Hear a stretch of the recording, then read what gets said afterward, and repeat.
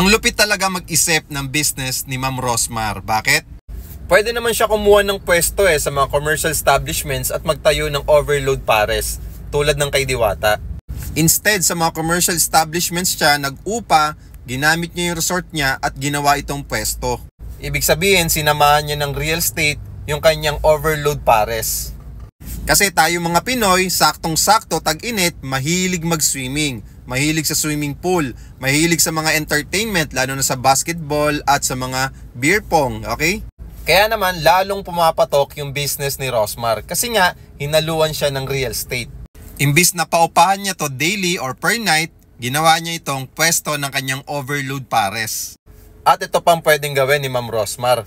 Rosmar nga lang naman talaga malakas. Just imagine, di ba, marami siyang properties, multiple resort. Pwede niya rin itong gawing branch na kanyang overload pares.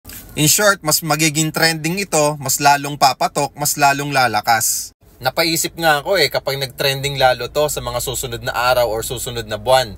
Ano na ang mas malakas? Yung pagpapaupa ni Ma'am Rosmar sa kanyang resort or yung overload pares niya na nandun sa resort? Kaya grabe talaga yung impact na nagagawa ng real estate property. Kaya kung wala ka pang real estate investment, mag-invest ka na right now.